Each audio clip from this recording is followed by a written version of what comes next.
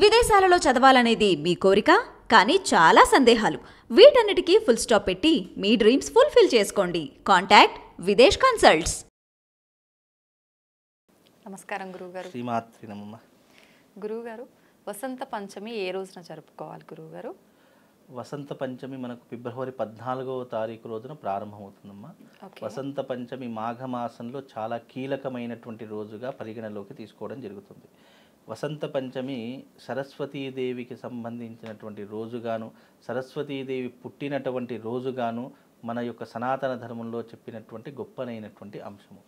సరస్వతీదేవి వసంత పంచమి రోజున పుట్టింది అని చెప్పేసి, వసంత పంచమి రోజున చాలామంది విద్యార్థులు అక్షరాభ్యాసం చేసుకోవడానికి, విద్యార్థులు తమ పాఠశాలల్లో సరస్వతి అమ్మవారిని పూజించడానికి చాలా రకాలైన ప్రామాణికాలు ఉంటూ ఉంటాయి.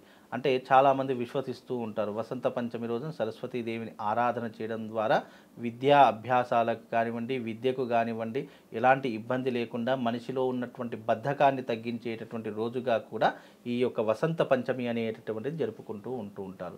ఈ వసంత పంచమి సరస్వతీదేవికి అంకితంగా ఇచ్చేటటువంటి రోజు ఈ వసంత పంచమి.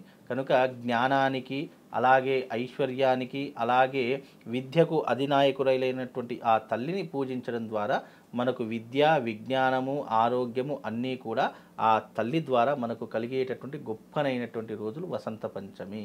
ఆ వసంత పంచమి రోజున కూడా చాలామంది పెళ్ళిళ్ళు, గృహప్రవేశాదులు, శుభకార్యాలు ఇలా ఎన్నో రకాలైనటువంటి, అంటే వసంత పంచమి ఎన్ని రకాలైన దోషాలుంటే అన్ని రకాల దోషాలను హరింపజేసేటటువంటి రోజు వసంత పంచమి. వసంత పంచమి రోజు తిథి, వార, నక్షత్ర, ముహూర్త, యోగము, కర్ణం ఇవన్నిటితో సంబంధం లేకుండా ఆ రోజున ఎలాంటి శుభకార్యాన్నైనా ప్రారంభం చేసుకునేటటువంటి రోజుగా కూడా వసంత పంచమిని పరిగణలోకి తీసుకోవడము మన జ్యోతిష గ్రంథంలో ఇచ్చినటువంటి గొప్పనైనటువంటి తిథిగా భావన చేసుకుంటారమ్మా.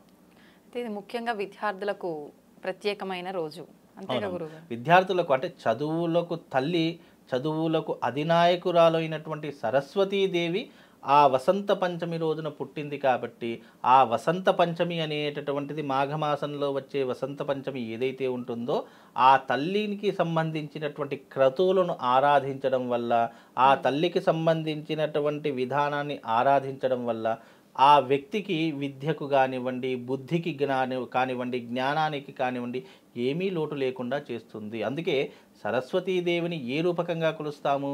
విద్యకు తల్లిగాను, జ్ఞానానికి రూపంగాను, అలాగే ఆ తల్లి కళలకు అధినాయకురాలిగాను మనం పూజిస్తూ ఉంటాం. కళలు అంటే ఏంటి అంటే ఆ రోజు ఆ ప్రతి మనిషి జీవితంలో ఉన్నటువంటి నాట్యానికి కానివ్వండి, వాయిద్యాలకు కానివ్వండి, అనేక రకములైనటువంటి కళలకు ఆ తల్లిని మనము నాయకురాలిగా చూస్తాం. కాబట్టి ఆ రోజున ఎస్పెషల్లీ విద్యార్థులకు కొంచెము ఆ అమ్మవారి యొక్క అనుగ్రహం, పరిపూర్ణమైన అనుగ్రహం లభించడానికి చాలామంది ఆ రోజున బాసర అంటే స్వయంగా వెలిసినటువంటి తల్లి బాసర సరస్వతీదేవి కాబట్టి, అందులోనూ ఈ బాసరలో ఉన్నటువంటి తల్లి సరస్వతీదేవి గోదావరి తీరంలో వెలిసింది కాబట్టి ఈ క్షేత్రాలలో అన్నిటిలోకెల్లా ఉత్తమమైనటువంటి సరస్వతి క్షేత్రం ఎక్కడైనా ఉంది అంటే అది కేవలము బాసరలో మాత్రం, ఆదిలాబాద్ జిల్లా బాసరలో మాత్రం ఉంది. ఆ బాసర అనేటటువంటిది గంగా తీరం వైపు ఉంది కాబట్టి, గంగ ఒడ్డుకే ఆ తల్లి వెలిసింది కాబట్టి అది అత్యంత పుణ్యక్షేత్రంగా విరాజిల్లుతూ ఉంటుంది. అక్కడ వసంత పంచమి రోజు కొంత లక్షలాది మంది భక్తులు అక్కడికి వచ్చి అమ్మవారి యొక్క దర్శనం చేసుకుంటారు. చిన్న చిన్న పిల్లలు ఆ రోజున ఎస్పెషల్లీ విద్య లేని ఆ రోజున కొన్ని సందర్భాలలో విన్నాను, ఆ రోజున సరస్వతీ లేహం అని చెప్పేసి చిన్నపిల్లలకు అక్కడ తినిపిస్తూ ఉంటారట. ఆ సరస్వతీ లేహం తినిపించినటువంటి వాళ్లకు జ్ఞానం కానివ్వండి, అలాగే చదువు కానివ్వండి, చాలా జీవితంలో ఒక ఉన్నతమైనటువంటి స్టేటస్కు వెళతారని చెప్పేసి కొంతమంది విశ్వసిస్తూ ఉంటారట. కొంతమంది మాటలు నత్తిగా మాట్లాడేటటువంటి వాళ్ళకు కానివ్వండి, లేదా మాటలు స్పష్టంగా మాట్లాడలేనటువంటి వాళ్ళు కానివ్వండి, ఆ రోజున బంగారపు పెన్నుతో నాలుక మీద శ్రీ అనేటటువంటి నామాన్ని రాయడం కానివ్వండి, శ్రీకారం రాయడం కానివ్వండి ఎక్కువగా ఆచరిస్తూ ఉంటారని చెప్పేసి అక్కడ చాలామంది చెప్తూ ఉంటారు. చాలామంది చెప్పినటువంటి వాళ్ళకు కూడా, చేయించుకున్నటువంటి వాళ్ళకు కూడా బాగానే ఉంది అని చెప్పేసి కూడా చెప్పినటువంటి వాళ్ళు చాలామంది ఉన్నారు. అంటే ఈ రకమైనటువంటి విధానము వసంత పంచమి రోజున ఏర్పడుతూ ఉంటుంది. ఆ రోజున చక్కగా గంగా స్నానం ఆచరించడము, సరస్వతీదేవిని పూజించడము, ఆ వసంత పంచమి రోజున ఏదైనా శుభకార్యాలు అంటే వివాహాది శుభకార్యాలు కానివ్వండి, కొత్త వ్యాపారాలు పెట్టడం కానివ్వండి, ఇన్వెస్ట్మెంట్లు పెట్టడం కానివ్వండి, గృహప్రవేశాది క్రతువులు చేసుకోవడం కానివ్వండి, ఇలాంటి శుభముహూర్తాలకు పెట్టినటువంటి ముహూర్తం వసంత పంచమి. అందుకే ఆ వసంత పంచమి రోజున ప్రతి ఒక్కరూ ఏం ఆచరించాలి అంటే గనక వైశ్రవణ తంత్ర కుబేర యాగము ఆచరణ చేసుకోవాలి.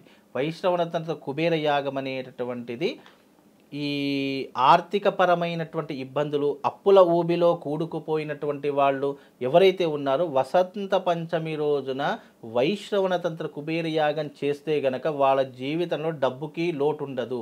అంత గొప్పనైనటువంటి ముహూర్తం వసంత పంచమి. మనకు జ్యోతిష్యంలో కొన్ని అద్భుతమైనటువంటి యోగములు ముహూర్తములు వస్తాయి. ఆ యోగములు ముహూర్తంలో మనం ఏదైతే తలపెడతామో కార్యము అది ఎప్పటికీ కూడా అక్షయ పాత్రలా ఉంటుంది.